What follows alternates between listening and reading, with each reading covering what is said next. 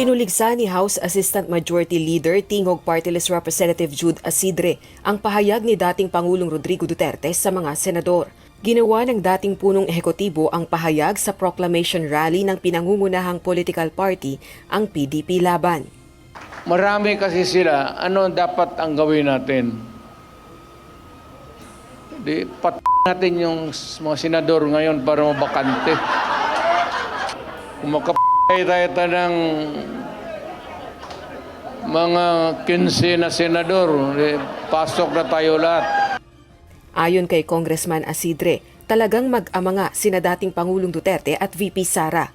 Kabilang sa articles of impeachment laban kay VP Duterte ang ginawa nitong pagbabanta umano kina Pangulong Bongbong Marcos Jr., First Lady Lisa Araneta Marcos at House Speaker Martin Romualdez.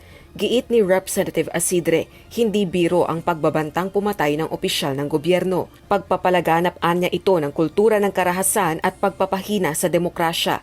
Dagdag pa nito, inciting to sedition o grave threats ang pagbabanta sa mga opisyal ng gobyerno at hindi pwedeng baliwalain dahil banta sa seguridad.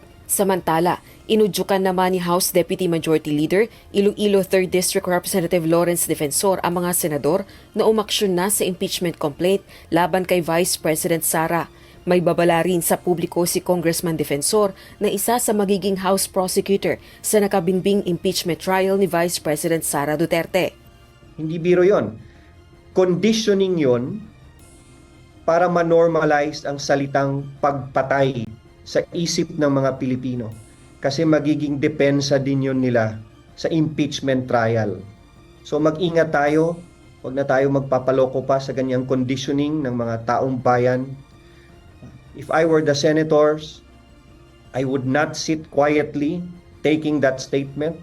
Sabi ko, kung binabato na yung bahay nyo, dapat gumising na kayo at tumindig na kung ano yung dapat gawin under the Constitution.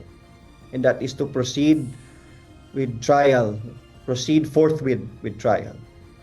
Ayon pa kay Representative Defensor, marami ng batikang abogado ang nagpahayag ng kagustuhang tumulong sa kanila sa prosecution panel para sa impeachment trial.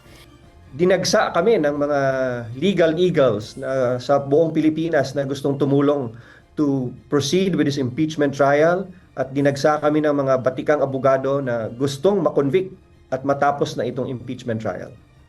Naghahanda na ang House Prosecution Panel dahil sa posibilidad na magbago ng isip ang Senado at mag-umpisa ng mas maaga kaysa Hulyo ang paglilitis kay VP Duterte. Rosa Licoz, UNTV News and Rescue. Diyos ang aming sandigan, serbisyo publiko ang aming pinahahalagahan.